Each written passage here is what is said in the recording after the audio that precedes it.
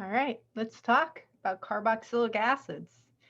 And we have ants here because the smallest carboxylic acid is your antiformic acid. So when you squish ants, apparently that's why it burns. It's formic acid. So one carbon, most of you would call it methanoic acid, but everybody else calls it formic acid. Two carbon carboxylic acid you're all familiar with, and that is acetic acid. Again, you would all probably call it ethanoic acid, but it is commonly called acetic acid, and it does mean vinegar. And so you can see in the picture, the red balls are the oxygens, and the black balls are carbons, and the white balls are the hydrogens. So carboxylic acid has a carbon that has two oxygens on it. One of the oxygens is a double bonded, and one is an OH. And so that leaves only one more position. We'll get to the three carbon one, but bute, as in butane and butanol, if you've ever wondered why four carbons is called bute, comes from butyric acid or butter. So the carboxylic acid or fatty acid that is in butter is indeed four carbons, and that's where that prefix came from. All right. So this is a slide I found, and it is where the common names of the carboxylic acids come from. And something I will talk about this week is carboxylic acids are considered one of the two stinkiest, smelliest of all. And it's not the thiols that are the other one, believe it or not. And the smell of carboxylic acids is your armpit or the locker room or stinky socks, right? Not a nice smell, or the smell of goats. Now, goats, some people like the smell of them, but I believe it's a 6, 8, and 10 carbon carboxylic acids actually were commonly called caproic, caprylic, and capric. So if you were born in end of December and January, you're a Capricorn. So that is for goat. And yeah, so that's the smell of acids. All right. Some other common acids in case you haven't picked a topic. I'm hoping these next few slideshows that I make will help to stimulate your thoughts on that. So you're picking a molecule in Chem 105, so an organic molecule, and then you're just going to tell us about it. You want to pick something that you want to learn more about, and you do have to have two scientific case studies. You can have more, absolutely have more, and at least a solid paragraph that you discuss about each.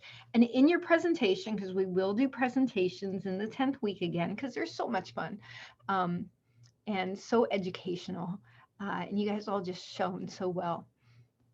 You want to make sure you have pictures of your molecules. So citric acid, right? So that's found in citrus fruit, but there's actually other acids that are found in all the fruits. So malic acid and tartaric acid, which is actually fascinating because something we're going to learn as we study the acids, they are acids because those groups that are circled there, the one in blue is still the acid.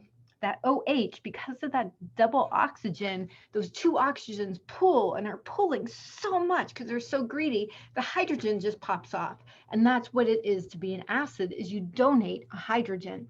And so what happens in this case is when it donates a hydrogen, it will often pick up a cation, in this case potassium, and this makes what is commonly known as cream of tartar. Actually, somebody did a fascinating, I couldn't believe it when they picked this as their topic. I'm thinking, how can they like write anything interesting? And it was one of the best papers I've ever had. And so sometimes picking something unusual, and it had to do with they had actually seen a research paper. Shanti wants to help. She's saying yes, she enjoyed that talk too. Anyway, cream of tartar is used in baking, and sorry, had to quiet the dog so she didn't compete with me. And it's a thickening agent that a lot of people use like in soups and stuff. All right, the really most famous carboxylic acids are the fatty acids, which make up our fats. And so what this shows is, so they are carboxylic acids. In the second line down where it says a CH3, CH2N, that N can be any number, right? It could be, it's an even number actually. So 2, 6, 10, 12, 20. But the COOH is unfortunately a common way of writing carboxylic acid. I prefer that you do not show it that way, but I do need to show you that because you'll run into it in the literature. And so, of course, you do not have two oxygens in a row. Oxygens are really greedy.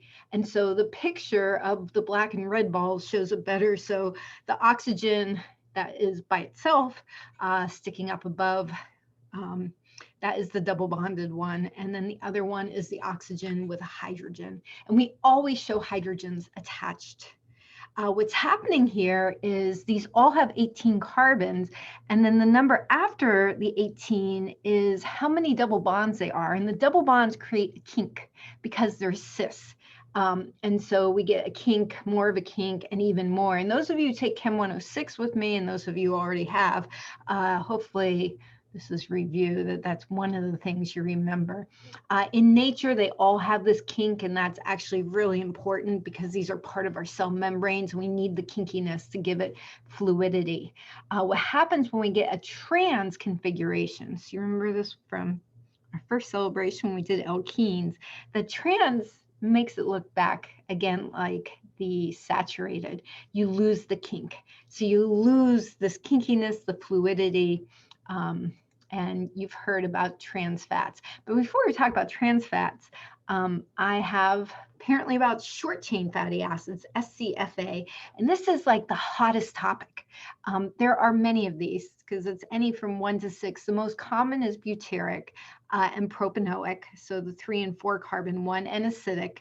And these guys are the supermolecule in us. This has been the holy grail that they have been searching for. This is the molecule that reduces inflammation, reduces lipids, and so it actually decreases your fat cell. And the real key is it makes you feel full, because that's like been the big challenge. How do we make people have that satiation? And they finally realized it's short chain fatty acids, but it turns out, because there's always a but, you cannot get them from a pill. So just taking them as a pill, it doesn't work. Your body has to make them, and it's not actually our body that makes them. It is our microbiota that makes them. So microbiota is not a topic that you can pick. You can't do short chain fatty acids, but you could pick propanoic acid. Before you pick a topic, I would suggest you research it just a little bit to make sure you're going to find information, because my ability to find information is every single one of us. We look in different places, but this is our microbiota, our gut bacteria, which is half of the cells, a little bit more than half the cells in our body, just a little bit more. They actually, if we feed them properly, they make short chain fatty acids. And those short chain fatty acids go to our brain and tell our brain that we're full. They go to our liver and tell our liver to start responding correctly. And so it is correct eating. Yeah, they're amazing. Our microbiota loves us. And the key to a healthy microbiota that's happy and healthy and partying is the food you feed it. And it has to be fiber-rich food. Specifically, fruit and legumes are the two big ones. Vegetables also, but fruit. Remember that challenge? And it shows up again. You've got to eat fruit. We've so mislabeled fruit in our culture. And legumes, beans. You got to eat beans. Several of you did that challenge of eating beans 3 times a day with every meal. And it's a game changer. And it turns out you can change your microbiota. You don't have to take a pill. By eating healthy, and it doesn't take months. It doesn't take even 7 days, it turns out. It changes in a couple of days, but it also can change back in a couple of days of eating not healthy. And so it's a habit that has to become just your lifestyle. And so this is actually a picture I found, and I thought it summed it up. So this was the G-bomb some of you did. So the actually not quite, but they have grains. So these are things that are really rich in fiber. Something that's really interesting is they did an experiment on people, and they gave them Metamucil, which is really high in fiber. And so the people pooped because they had the fiber to keep them pooping, but they didn't make short chain fatty acid. So your microbiota goes, what kind of fiber is this? They want the fiber that is coming from whole food, especially fruit, because in fruit, it's attached to the sugar. So you actually only absorb like half of the sugar from your fruit, and the rest of the sugar is actually bound to the fiber.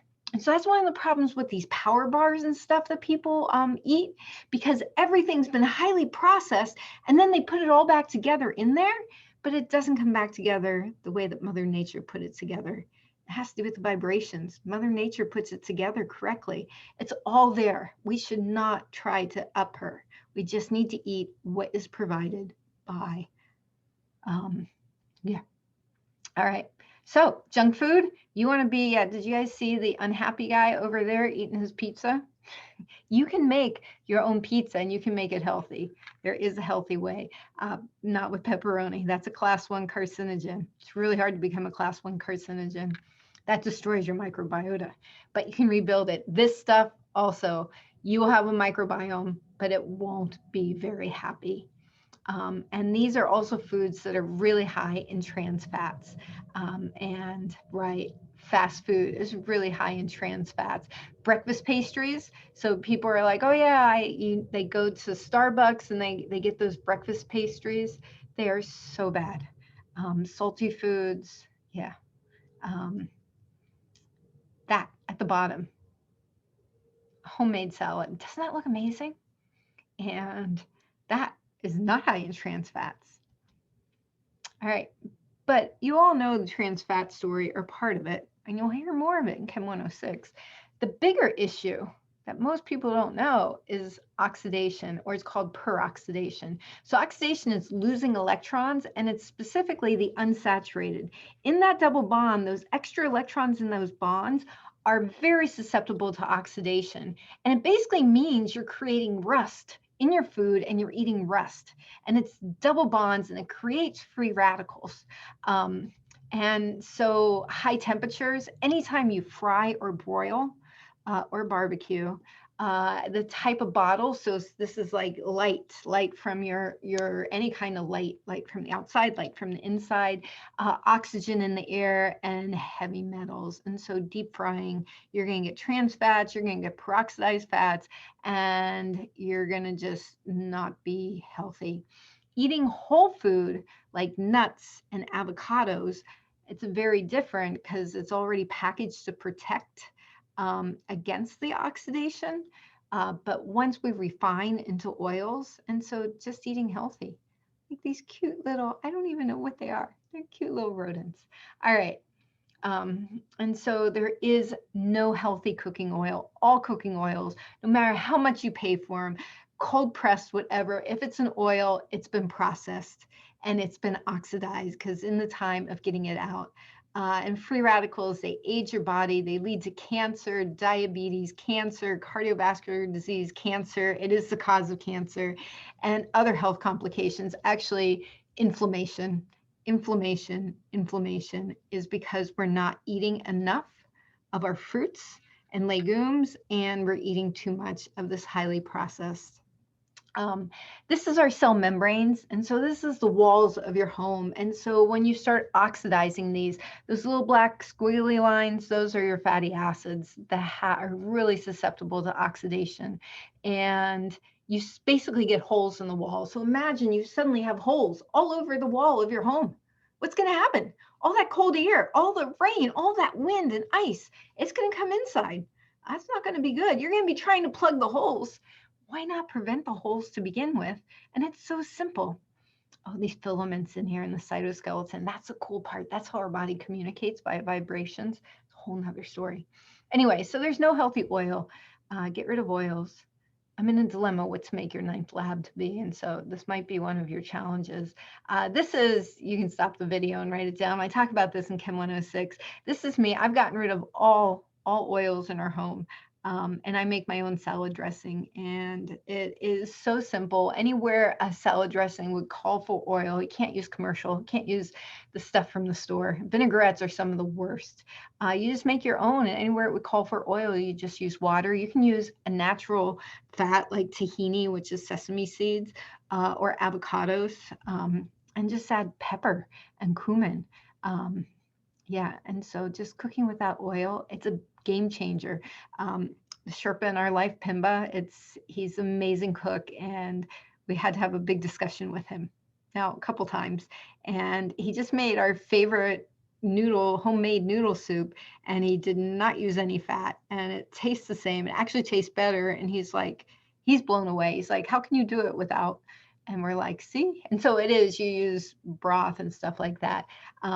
But for baking, bananas, pumpkin, avocados, that's my Rocky loving avocados. But what the good fairy told me is the best substitute in baking is that juice from the can of chickpeas, or if you make your own chickpeas, it's called aquafaba.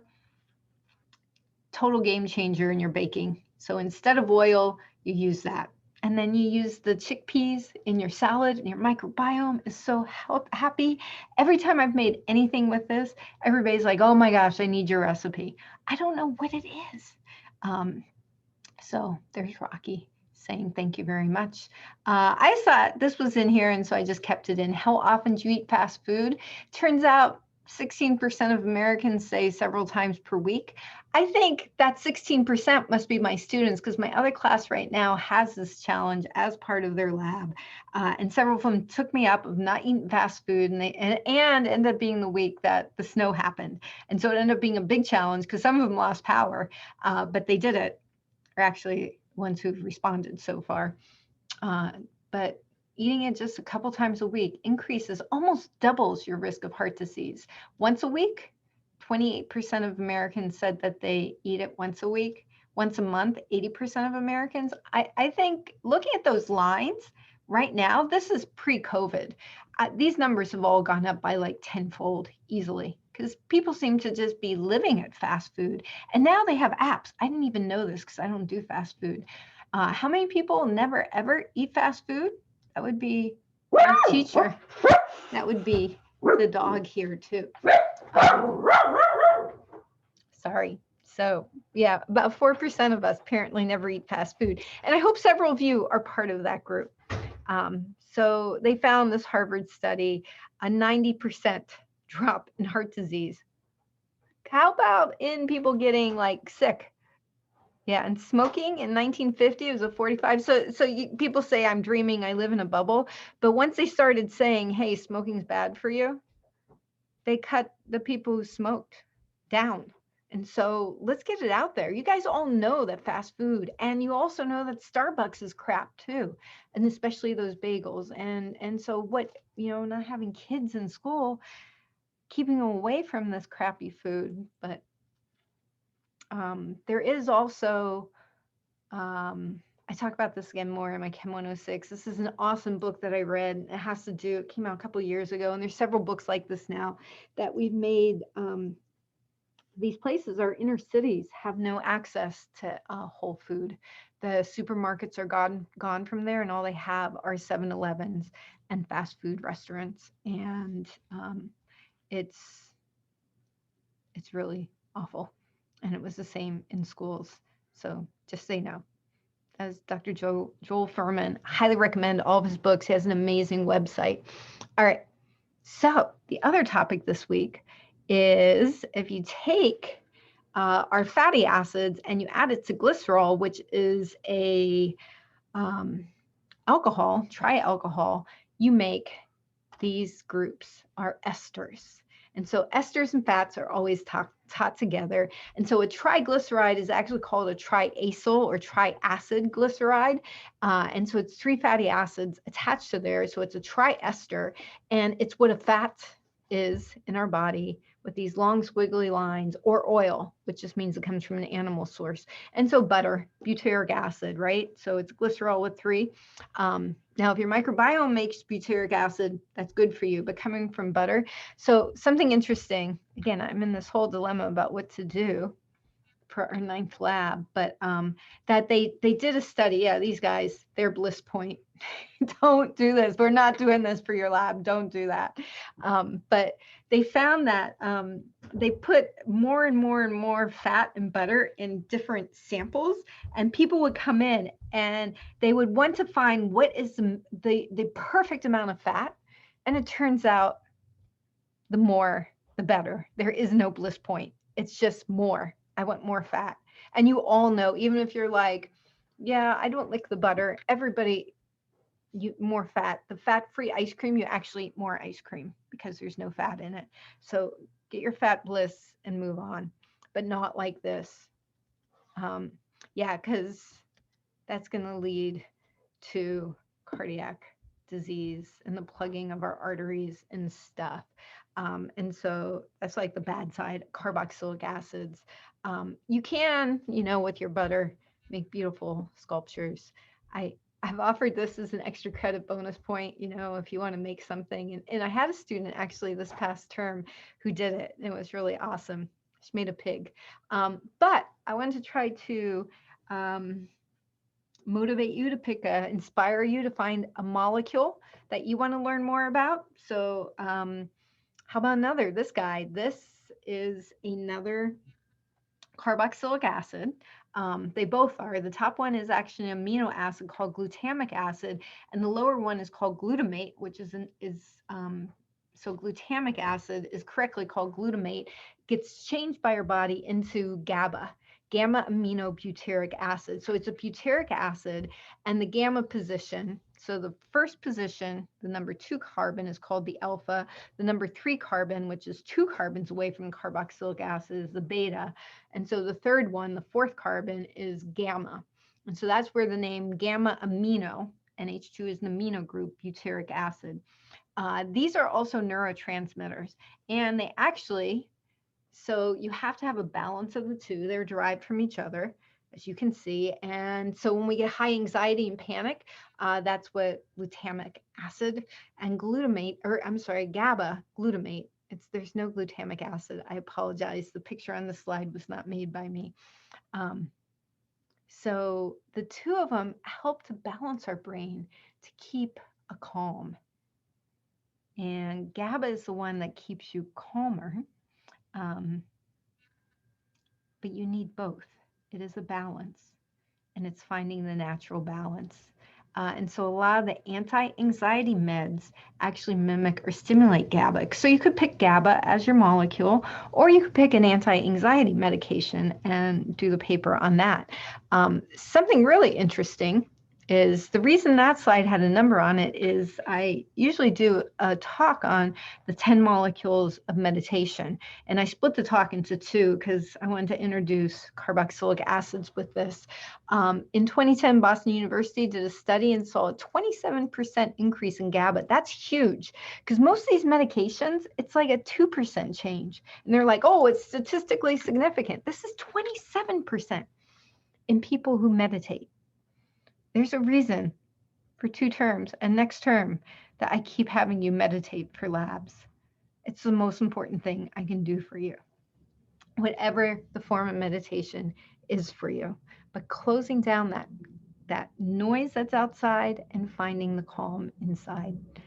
Meditation and mindful exercises were actually more powerful than exercise. So we've all been about, and we've all had it so ingrained about going out there and working out and doing all this stuff. But it turns out that's important.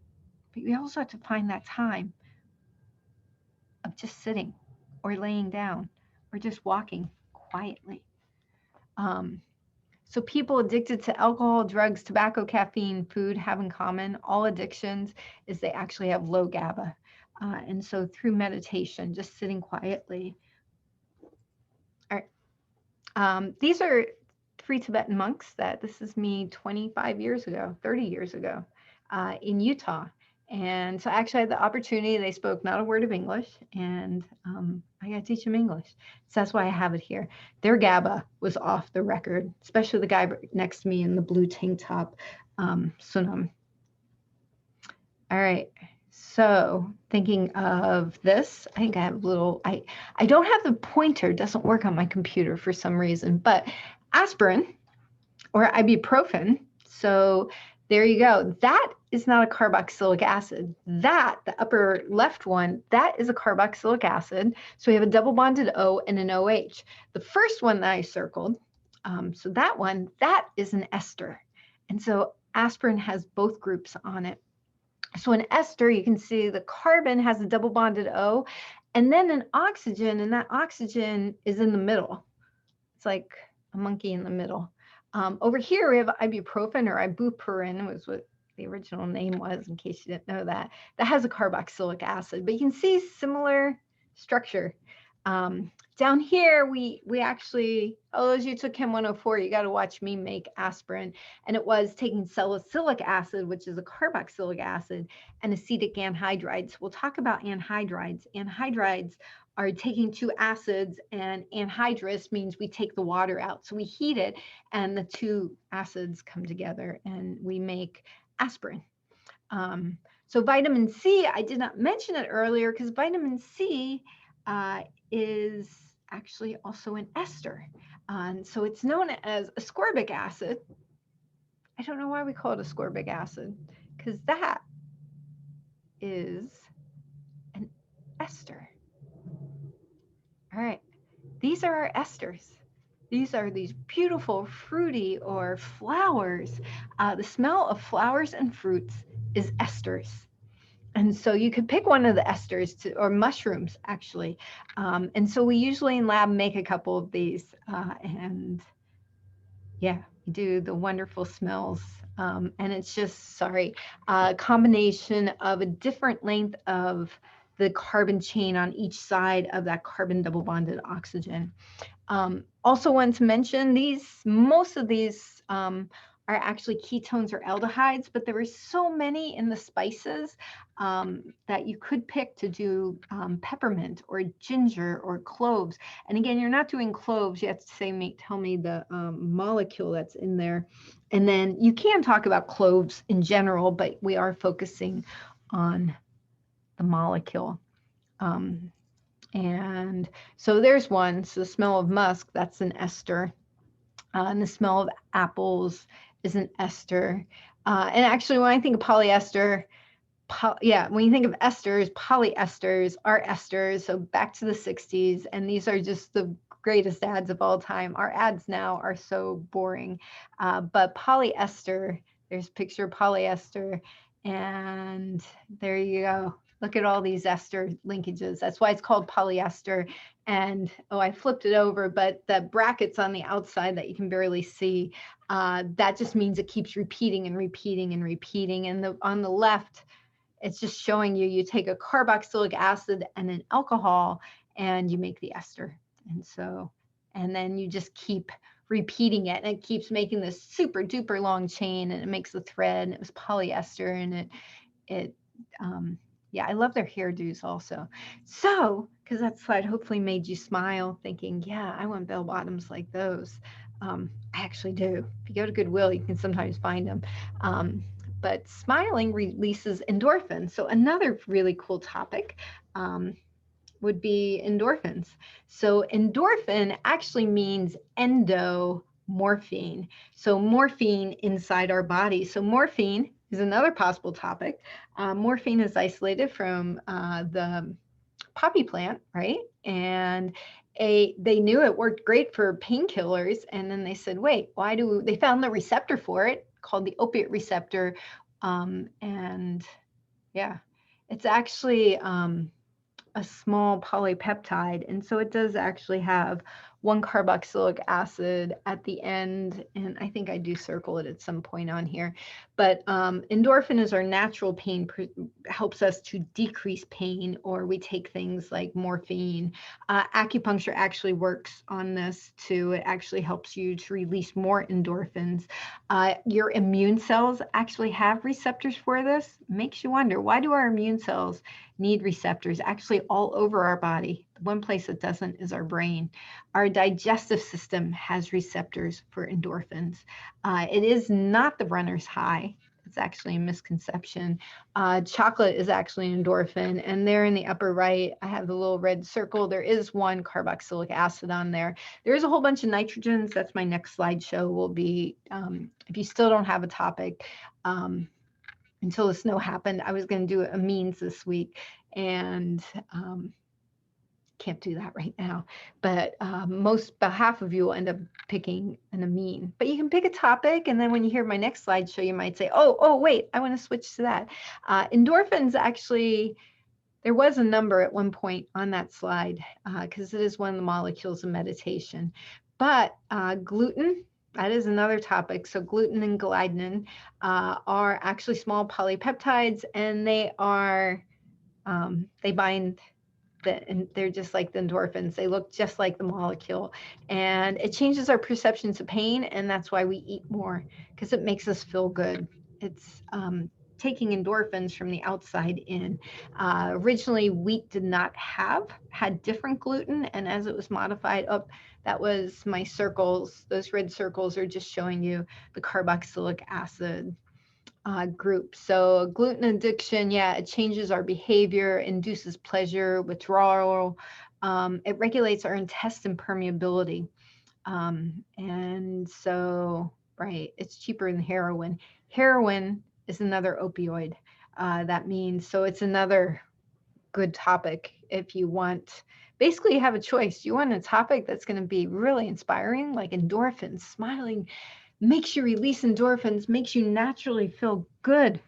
Or you can do heroin because it's now, yeah. Anyway, the amount of gluten in our processed foods has increased our waistline, and it has also increased the pockets of places like craft foods. The best part is all that gluten-free crap that's out there, it's highly processed too. All right, so interestingly, this would be a really fun topic, but I meant to talk about this when we had phenols and I totally forgot. And so we have this problem with obesity and our perception of our bodies and of eating too much junk food. Well, this is a picture from World War I. And it does look like it's a European munitions manufacturing. I couldn't figure out exactly where. But in France, they used this molecule, which is phenol, right? See the OH, and then at position 2 and at 4, we have a nitro group. And so nitros tend to be explosive. And so that's why they were using them in the munitions. So remember TNT is trinitrotoluene. So it would be a CH3 at the top and then 3 nitros. And so they were making munitions in different ways, but TNT is more unstable. So, but that's cool. That could be a possible topic. Also nitroglycerin. So the nitro groups have some really interesting things, and we'll see why on the next few slides. So 1933, what they found was these people were working in these munitions factories. So World War I is over, but they're still making munitions because really there was no end to the war. It was just a hiatus between War I and II. That in 1933, they found people working in the munitions factories had significant rapid weight loss. Now, it's actually more than you realize. And so it was like, so it became a popular weight loss medication. They had, the thing that amazes me about this is 1933. You guys know what's going on in 1933? This is the Great Depression. People don't have enough food, and yet they're needing a weight loss drug. This doesn't make sense to me, but right. And so it works by uncoupling oxidative phosphorylation, which means how we make ATP. My next slide talks about it a little bit. But this is to remind you, when you do your presentation, you need to have you have to show your molecule, right? It's all organic chemistry. And then you're going to have to explain a little bit about what's going on. And so, yeah, what happens doing this is hyperthermia, These people ended up so hot and bothered. They were running outside in the middle of their work shift and like laying down in the snow. They were coming to work, like taking off their coats and pants so they could, because they were just like, their temperatures were going extraordinarily high. And it has to do with this uncoupling that was figured out many, many decades later. Tachycardia is high heart rate. Their hearts were just going crazy. Diaphoresis is sweating, and tachypnea is, right, excessively fast breathing and stuff. Doesn't sound good. So yes, they were like this, working with this. And so they lost weight. Oh, and yeah, and then people died, but they lost weight. So by 1938, only took 5 years before the Federal Food and Drug and Cosmetic Act labeled this as extremely dangerous and not fit for human consumption. Right, 1938. in World War II, the Russian soldiers, because they were so freaking cold, they actually, somebody heard about this, and they would take this to keep warmer. Now, if your eyelids are actually, I didn't show the picture, but their eyelids would actually freeze shut. That's how cold it is in Siberia. Yeah, you need some help.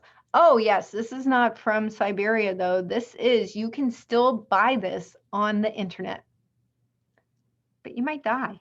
It's not fit for human consumption, but you can buy anything on the internet. Isn't that great?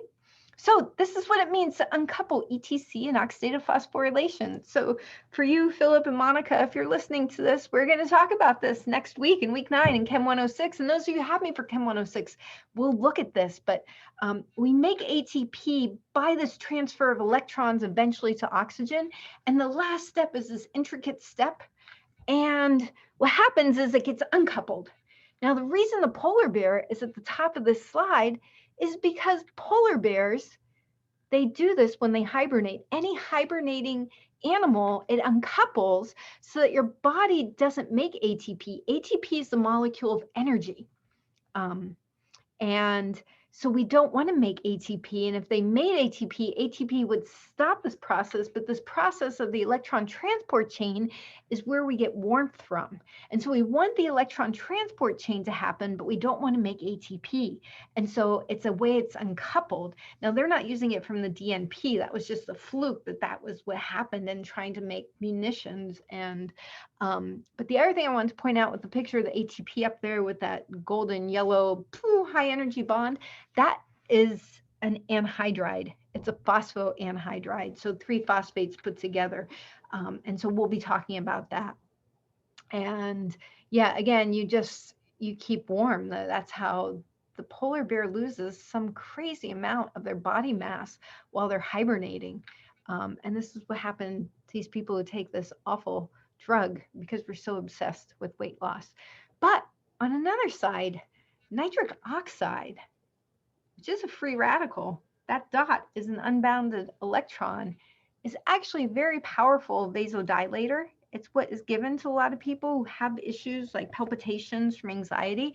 It helps to relax your arteries, stimulating blood flow, giving you more oxygen so you can breathe. And so nitroglycerin, a lot of people actually take nitroglycerin, acts because it releases nitric oxide naturally from you. The number 8 there is because it's actually a molecule of meditation. Nitroglycerin, that's a picture of nitroglycerin, is used as an explosive, and it's used to help people with heart issues. Really cool topic. That would be a really wonderful one. And nitrous oxide is released by meditation. Now, it's probably released by this molecule, oxytocin, the love hormone. 3 people in my other class have asked for this one. So I will know who watched this whole video because you'll probably ask me for this one. It is the molecule of love. It is stimulated during sex, nurturing, and group flow, and just feelings of love for others, including your pets. So every time you pet your pet, nurturing as in nursing, the mother nursing, and during childbirth is the mother load of oxytocin by mother and child. And so it increases your feelings of empathy, trust, altruism, and bonding. And it does have, I couldn't find it. I kept looking for the carboxylic acid, but it has lots of functional groups. And so you're not limited to a carboxylic acid. Duke University, go Blue Devils. That's where your teacher got her doctorate from. Their study said oxytocin appears to be part of the way our bodies support spiritual beliefs. Fascinating. And this is Rumi, greatest poet, right, ever, with life as short as half-taken breath. Don't plant anything but love. What an awesome topic. So love you, Mom, right? Oxytocin, love releases oxytocin. This is where it gets interesting. Oxytocin then releases the nitrous oxide, or sorry, the NO, right? That's Joey. That's just me reminding myself that, yeah. And then that in turn releases an entropic factor and so on and so on. So heart vibes, it makes your heart an amplifier of love. So you're just giving off vibrations of love. And you've all been there where all you feel is love and you're just oozing love for the people, or you've been in the presence of someone and you just want to be around them because you're like, they're just oozing love out. All right, there's more, Joey. So when you're a mom, or when you're around your mom, right? So increasing the magnitude of feeling in your mind and leading to bonding or love, universal gratitude, universal appreciation. So that's my mom and my Joey, like almost 20 years ago. And so both of them have that impact on me. So it's the importance of having a purpose in life. So when we have when we have a purpose in life, yeah. So, or you can pick cortisol. If we want to look for the antithesis of oxytocin, I think this would have to be the molecule. This is our stress molecule. It comes from your adrenals. And when you're stressed, when you stay up all night studying, you're either going to be angry, frustrated, discombobulated, like one of those gingerbread. That is not an ester. That is not carboxylic acid. There are 2 carbons there. So the key to be a carboxylic acid, and that's actually why I picked cortisol, not to end on a downer, is to point out that's not a carboxylic acid. You're not limited. You can pick any organic molecule, but carboxylic acid, the double bonded oxygen and the OH are on the same carbon. So it's a perfect molecule. So DHEA, which most people don't know about, is called the longevity molecule. Another cool topic. Now, it should have, we'll see if the molecule shows up. DHEA levels actually are a measurement of our physiological true age. And so you can actually get blood work, send it in, and they will tell you, wow, you're actually 59 years old. Or they might send mine in and say, hey, you're actually doing great. You're 22.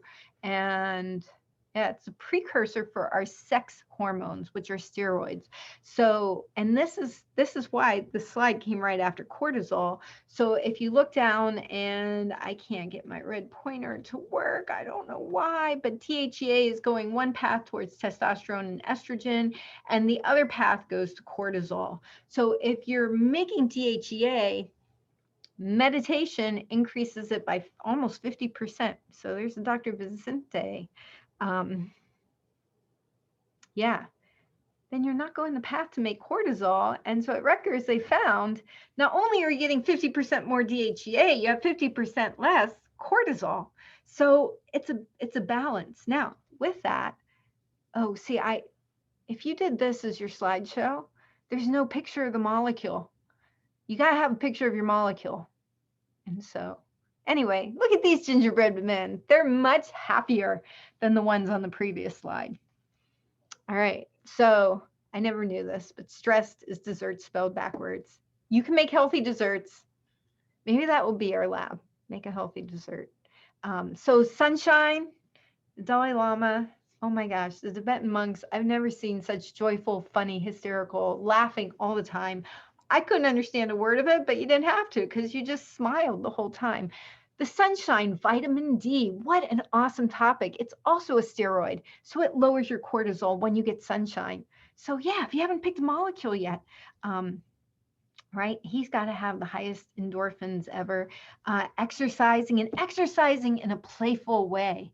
Sleep, I'm going to talk about melatonin in the next slideshow, but still up for grabs. And eating healthy food, fruits, eating your fruits so you increase your propanoic acid by your gut naturally, because you can't take it as a pill. It turns out it doesn't work. It has to be like our body has to work, go through this whole thing. And the importance of meditation.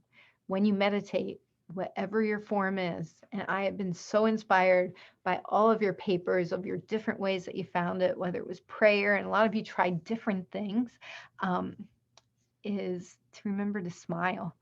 Picture of the Dalai Lama. Again, cannot emphasize that enough. All right. Well, thank you very much. And can't wait to hear what topic you want to do. Bye-bye.